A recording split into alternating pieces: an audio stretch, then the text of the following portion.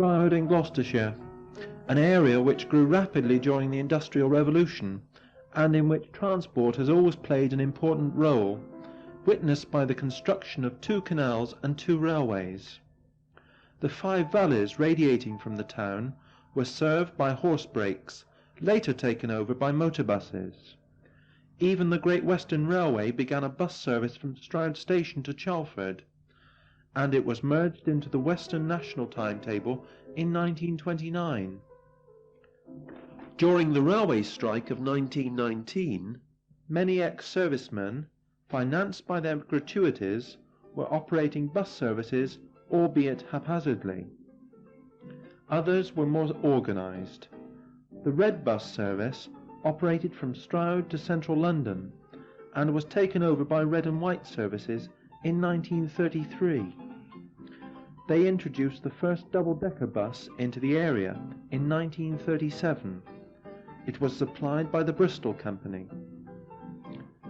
The Transport Act of 1947 meant the nationalisation of most transport companies, and in 1950 a story of enterprise and private achievement was ended.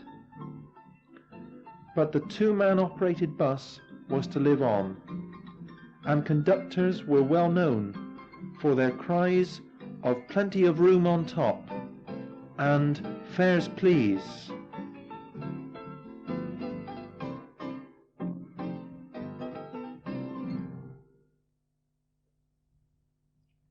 A cold Sunday morning in March. Stroud's depot at London Road is filled with buses, some freshly serviced, some awaiting disposal. For today the last 2-man operated double-decker will run over the service routes around Stroud.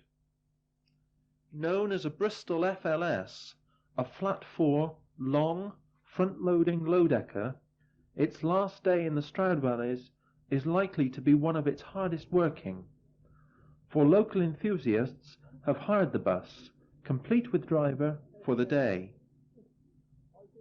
The policy of the National Bus Company is to phase out anything unsuitable for 1-man operation, and private operators are unlikely to want this type of bus for the same reasons. Powered by a 6-cylinder Bristol engine, it is also unique in having radiators in the engine compartment and either side of the destination board.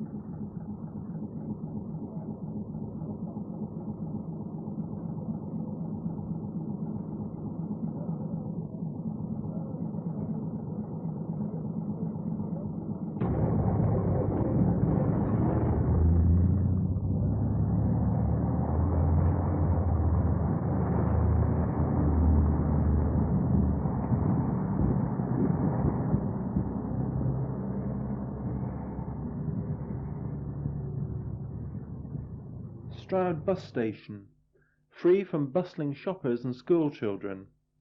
The light Sunday service allows the enthusiasts a starting point for covering all the local routes used by double-deckers. Wednesday was the last day in full service at Stroud, where it had been based since new in August 1965. After 750,000 miles, this is one occasion when there are no fare-paying passengers. Only those keen to witness the passing of an age in local transport, to record it, and to enjoy an unusual day out.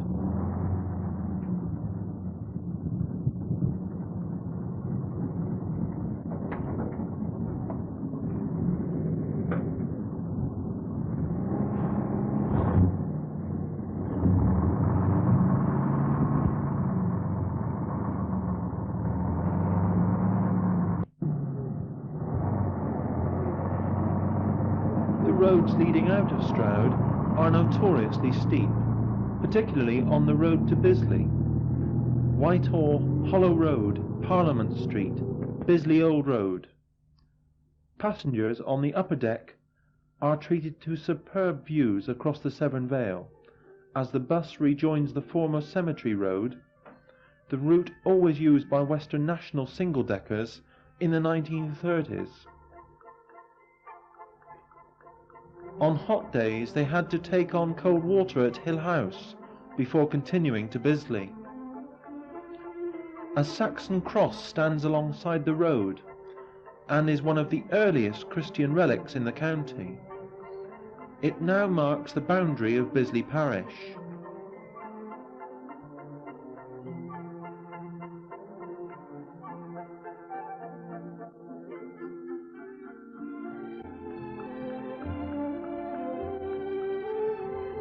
Squeezing through the narrow streets, buses must have been a startling intrusion to village life when first introduced.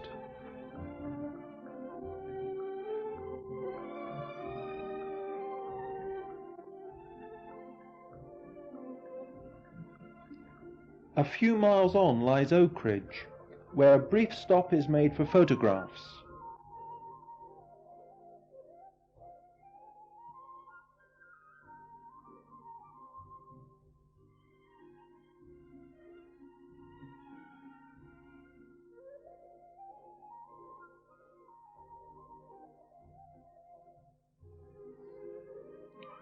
Country buses usually have a better maintenance record and are in far better condition than those in cities.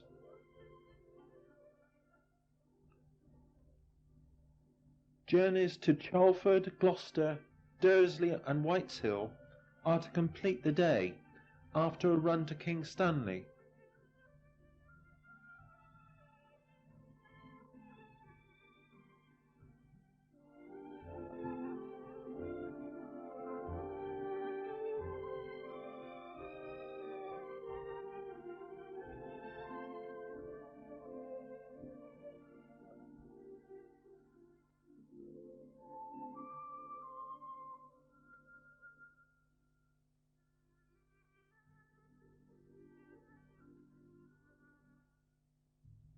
The Church of All Saints, Selsley, commands splendid views and is famous for its windows.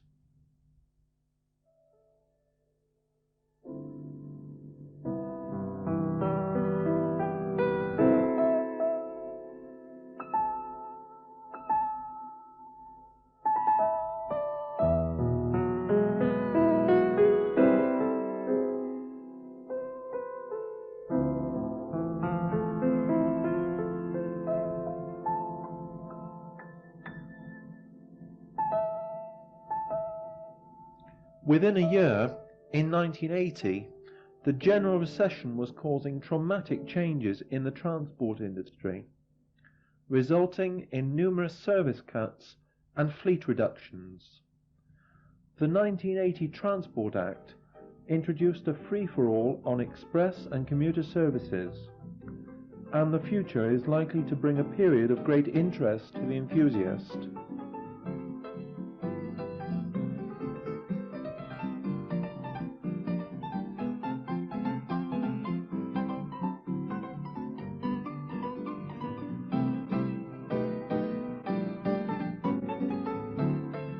After a move to Gloucester depot, this double-decker was to finish its life in Bristol.